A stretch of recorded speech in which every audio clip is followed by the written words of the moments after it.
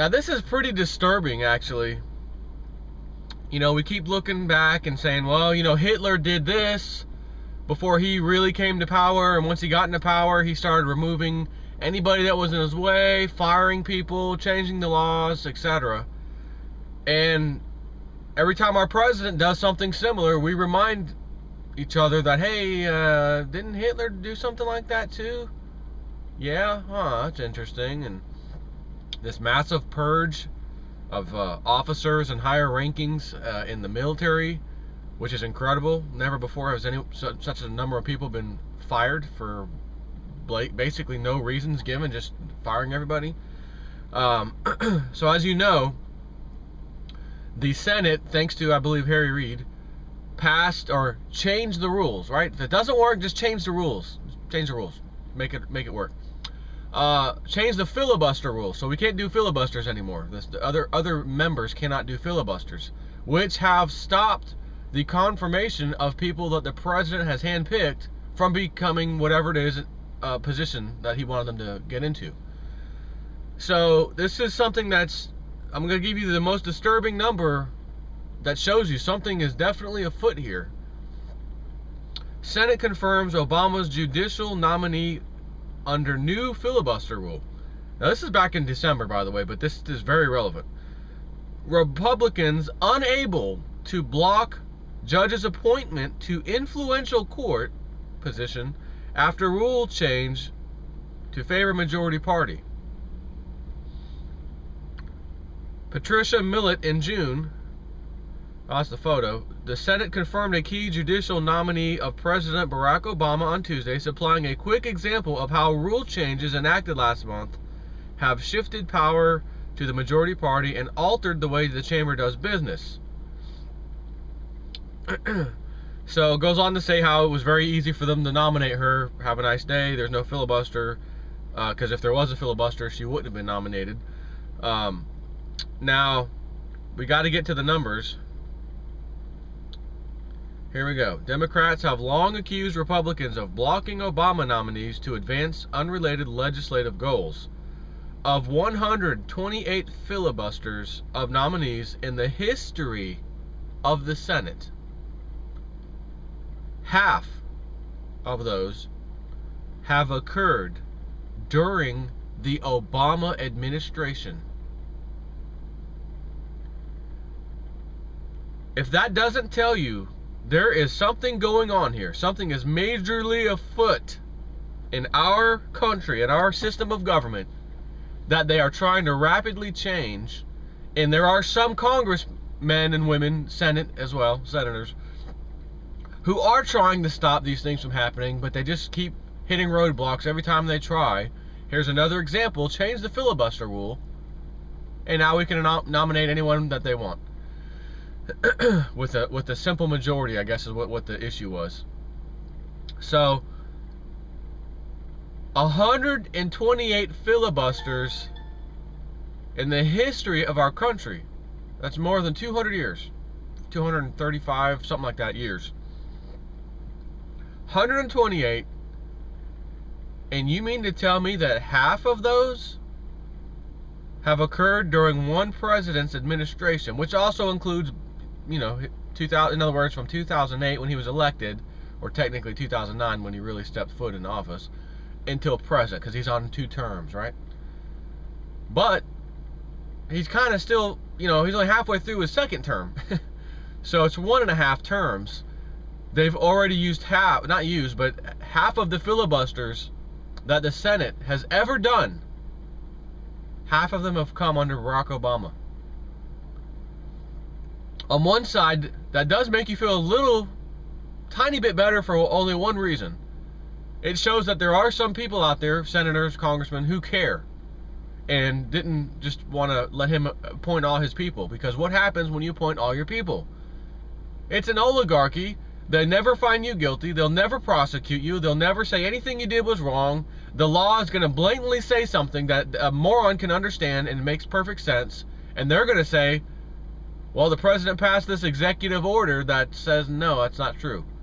Okay, but the Constitution flat out says right there, yeah, it's true. Well, let's go to the Supreme Court. Supreme Court, will you rule on this? 5-4 ruling. We'll get him next time. He's right. President's right. Well, which 5 of the 4 that said he was right gave us the ruling? Of those guys, which one of them were handpicked by these guys? Oh, all of them. Oh, so they were handpicked by presidents, not just this president, but previous presidents too. Right. So, what part of democracy does that happen in? What part of the great country of the world, best country, most prosperous? There I go again. There I go again. Did I just say most prosperous? Sorry. China took that roll over as of 2013. Largest economy in the world. It's done. Done deal. The numbers came out. Sorry about that. Got a little confused there. So when you have half of filibusters in your country's history all occurring in the span of, 6 years, there's a problem. And I don't think you need to know, or let me rephrase that. I don't think you need to know that as if this is news to you, because I think you already can see it. You see all these appointments by him. You see all these military personnel, officers getting fired by him. And now you see them just appointing anybody they want. They are absolutely, positively getting ready for the big collapse of America. The one, I'm not talking about the stuff I'm telling you about now, like, oh, the numbers came out and China has now surpassed the U.S. Because when that happens and you read that, you can still walk outside your door, you can still go to Walmart, go to the mall, go out to eat for dinner, and you still see the same amount of people that you always saw, doing the same things they always did. Same with you. You can't, there's nothing, so what? The news came out, but there's nothing has changed in America that I can see that it's affected me, and from what I can tell, has affected anyone else. So what if China's powerful now? I don't see anything. Right, so no one cares, doesn't matter. Even though it's true, like the old saying, if a tree branch breaks off or a tree falls in the forest, and nobody was around to see it or hear it, did it make a noise? Of course it did. It still happened, it's still relevant. But it didn't affect me. I wasn't in the woods when the tree fell, so I don't care. I'm talking about when you do care. When the people, not you guys, the people care, because they are affected by something that has just occurred, and now they're looking around and other people are talking about it. Strangers are talking about it. You're walking down the street, you're walking into a store somewhere, you're going grocery shopping, and you overhear people talking about such and such that just happened. Oh my God, I can't believe this is in our country. Blah, blah, blah. And I'm talking average sheeple, not average Americans, average sheeple Americans, which technically is probably best put as average Americans, because the average person is a sheep. And in their defense, it doesn't necessarily mean that they choose to be a sheep, they want to be a sheep, they like being a sheep, they even know they're a sheep. They've been sheeped down or dumbed down into a sheep by the very system, the education system, the public education system, the fake mainstream media, all of it. Pumping and dumping into your mind. Like they call these pump and dump scams. This is a pump and dump of epic proportions into your brain. But when someone like me comes to you and says, hey, look at this, or emails you and says, hey, check this out, don't you ever do the sheeple thing and say, that's not true, I don't believe that. Stop sending me emails like this. I'm busy, I don't have time for that. Because I'll stop sending you the emails. I'll stop telling you about these things. And then when it happens right in front of your face, and the big currency devaluation takes place, like Lindsey Williams said, the big economic collapse to follow that takes place, the big one, I'll be sending you a final email. Hey, I guess you should have read my emails after all, because if you look at the price of gold and silver right now, you can't touch it. And I've got a little storage of it, and I tried to tell you about it. You didn't want to hear it. I hope you and your family get through this okay. But I'd rather not have hope on my side. I'd rather have physical get-or-done objects on my side that I did in advance. So this filibuster thing is more huge than you can imagine. Even though it doesn't seem like really much of anything. Oh, they changed the rules. Big deal. Filibuster wasn't always there. So technically, I know I said in all of our country's 200 plus years of history, but I don't think the filibuster rule was always there fully, implemented for the entire time. But the bottom line is it's been around for a while. It has been around for a while, and half of them have come under one president's administration, which is now 1.5 technical terms. And you can't add to that because you can only imagine how many other people are going to get appointed over the next 2 years. But now that the rule's gone, you're not going to be counting anymore. So there's no telling. All you could see is, well, how many other people are appointed under him, and realize those would probably be filibustered, but not quite. And even so, even though when they did have the filibuster rule, it was still amazing to me to see that he still appoints all these people and still got it done. But this is kind of like the war thing. John McCain, I gotta get it to where the president can declare war without dealing with Congress. We can notify them, but we don't need them to vote to go to war, like declare war. That's nonsense. We're not doing that. So they're preparing that so that the one man, the president, can do it himself. He's going to pick all the people he wants around him. This is a classic 10-step to dictatorship. What's that girl's name? Naomi Wolf. Go look up on YouTube if you want, or you can just go to Go to Google and actually type in Naomi Wolf 10 Steps to Dictatorship. I believe that's what it's titled. And you're going to find that if you find what she wrote, you can go through it quickly. If you watch the video, I think she's a little more detailed with examples, but it could be like a 45-minute video kind of a thing. Whereas if you read it, you could probably read it in 10 minutes. The bottom line is, there is a blueprint, as she explains, to take a country into a full-blown, full-fledged dictatorship.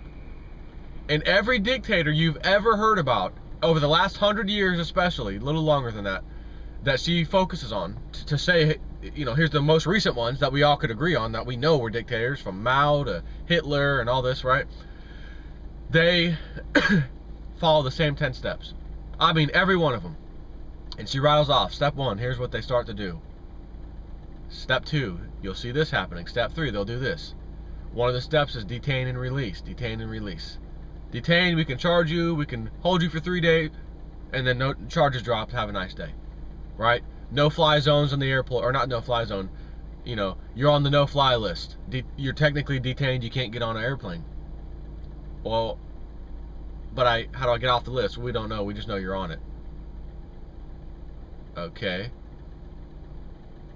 So then you can't fly. Professors that would come out and talk bad about Bush, that he's not doing a good job as president, and they don't like what he's doing in the Middle East. All of a sudden, a professor of a noticeable university, no-fly zone, sir, or no-fly list, sir. You can't fly. You sure you got the right person?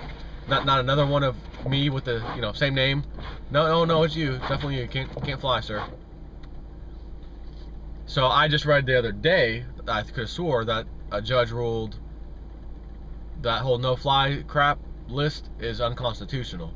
So I'm hoping that has now gone away, and I guess Barack Obama is probably going to have to replace that judge with a hand-picked judge, because we can't have that. We can't put a rule like that in where they detain and release their own citizens, and then now they're finding it unconstitutional. No. Or maybe they'll just take it to the Supreme Court, let the Supreme Court rule over the federal court, who's higher, of course, and the Supreme Court, once again, 5-4 ruling, will rule that it's legit. You can have a no-fly list in your country against your citizens. This is no different than, to give you an example of what a government is, a country and its citizens, the whole 9 yards, everything, is nothing more than, let me get this little fogginess off my window so I can see. It's nothing more than a group of people. Think about our country when it was founded, right? We came here and this became our country. A group of people, citizens, no authority really, just a bunch of people deciding this is going to be our new country. We're all going to be members. We're all going to have a say-so. We all decide what happens. Okay. So picture this. This goes on for a while. Everyone shows up at the board meetings. Everybody's equal. There's not one person or even a group of people that can make a decision that affects everybody else. Everybody's the same. This is equal. We're a partnership. Pure democracy. Everything's voted on. And you keep seeing that there's this little group of members of the board that want to change things. And they're trying to do it to where they don't want the approval of the rest of us. But wait a minute, we're all together, we're all equal. So why are these people hell-bent on trying to get stuff done without the rest of us? Why are you guys? And then as you let them continue to do this, you're noticing the stuff that they're trying to get done isn't for the bettering of the country or the system, the society. It's the bettering of things for them. They're making it better so that they can have more power, more control, and dictate to the rest of us what is going to happen. Because they're tired of us giving them our 2 cents of input of what we think needs to happen. What's better for the people. No. They come out and tell us that this is what's better for the people, and we listen to them and say, yeah, you're right, now do it. And then they don't do it. They do something else, completely different. Matter of fact, the complete opposite. So it's worse for the people, and ultimately better for them. So if that's what's happening here, you got to fire some people. Okay, guys, we're all equal. Right, okay. You guys have been given power to make the laws here, even though we're standing here with you saying yes or no, and now you guys are taking more power. You're fired. This isn't going to work. You're not being equal. You're not doing the fair share. You're keeping it all to yourself. You're doing things for yourself, so you're gone. We just had a vote. Massive majority ruling. We don't want you here anymore. Have a nice day. Now, you could do that literally at a company. The members of the board, through their stockholders, shareholders, who hold bigger portions of the company. You know, if you are the hugest investor of the company, you've got some major pull. Bottom line is, you can say, well, this CEO or this CFO or whatever got to go. Had a vote, member of the board's agreed. You're gone. You can stay, want and beg all you want to stay. You're not going to be able to. Got to go. So why can't we do that now? Why can't we say, hey, this president lied to us, this congressman, Harry Reid, lied to us, Nancy Pelosi lied to us, all of these guys and girls lied to us, most of them. We've had a decision collectively, we want you to go. Well, because there's no rule or system in place that allows that. You gotta wait until it's time to vote again. Meanwhile, they can do whatever they want. They can be turned loose, turning the house upside down, so to speak, leaving a disaster, and you can do nothing but sit there and watch them? Is that what you're telling me? While other people like you are telling you, calm down and just vote them out next time. What do you mean next time? That's 2 years away from now. So what? That's the way democracy works. They have their little run. We'll fix things later. You'll vote someone else in. And amazingly, the worst ones, the ones that are causing the major problems, the ones that are getting stuff done for the elite, that are absolutely not good for the American people, and most Americans recognize this and see this, and know these people, we don't want these particular people in there, somehow all got reelected. After all the dirty work they've done, they somehow still made it. Nancy Pelosi made it right back in. Harry Reid, of all people, made it right back in. Now, Harry Reid has a unique situation, by the way. His son works some way or another in the election commission or election system in his state. So if you think any rigged votes are going on there, you're probably right. But I mean, this is, you know, you hear all this, and you know, and I'm sure probably a lot of people say, man, I don't even want to listen to JSNIP 4 right now. I just want to turn it off. Matter of fact, I think I'm going to. It's depressing. It's just, I mean, he's right. He's so right. But I hate hearing it because we can't do anything about it. And he's even telling us you can't do anything about it. It's history. This is why democracies come and go. Cycles of government. Look it up. JSNIP 4, YouTube. JSNIP 4, Cycles of Government. It's written like a movie script. And you, nor I, can change the movie script because we're all part of it. The director, all of them, they're already running the show. You can't change it. You can't go off script. You can try, but your scene that you're shown in the movie is with a million other people standing cheering. That's your part of the movie. So if you don't cheer when you're supposed to on cue, in other words, you take the movie script and change it, I'm not going to cheer. Doesn't matter, because there's a million people around you and the camera's, way back. You can't even see you in the damn movie. Just see a bunch of ants down there cheering. So that one ant, you, didn't cheer. Can't even tell when the movie goes on. The movie goes on and ends the same way.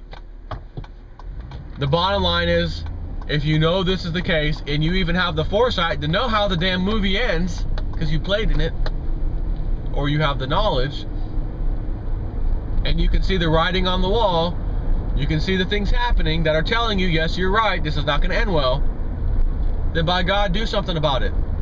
Don't stand there and hope and pray that something's going to get better, and, even if you're religious and, God's going to take care of me. Man, I'm here to tell you right now that that's not going to happen. You are not going to be saved when everyone else isn't. If that was the case, then why do we have a history where God did not intervene, so to speak, during other crises like this? When Germany fell, when the Weimar Republic fell, there were plenty of people who believed in God and all the faith and had hope and prayed that, hey, I should be, according to what I understand of the Bible, I'm going to be saved. I'm going to be okay during this. The problem is, they may have thought those were the end times for them, and it wasn't. That was just history repeating. So, the bottom line is, don't relinquish your ability to do something now, hoping and praying that later on when it happens, I was right in my life and God's going to take care of me. Because when it doesn't happen, then you're going to start questioning yourself and saying, well, maybe, when I stole that candy bar when I was 5 years old from the store, man, I knew I shouldn't have did it, but I did it anyways when I was 5. That's why I'm suffering right now. It's God's plan to make me suffer right now. No, it's not. God gave you the ability to think, gave you a brain, gave you the ability to do something. And if you have the knowledge, you have to physically do something about it. You can't sit there and hope that it's going to get better, because that's when things get worse for people. When you hope something's going to happen, I hope someone saves me, I hope. No. How about this? Save yourself. Save yourself. And doing so, mostly this is going to be financial. How do you protect yourself financially? Gold and silver. If you sit there and look at the charts every day, the fine zoomed in chart, the minute to the 5 minute whatever chart, 10 minute even, and look at gold and silver, especially silver it seems like, you will see these zigzags, even though when you zoom out it's just, a little up or a little down or whatever. When you look into it, you're just seeing this massive, looks like a, one of those lie detector machines, and someone just told a lie and it starts going crazy. And then you go and look at the same type of chart on anything else besides precious metals, whether it's a stock, the Dow Jones, some other commodity, doesn't matter, a currency trading, FX market. Look at any other chart and you do not see the lie detector movement that I'm talking about every single day, every few minutes, just constantly.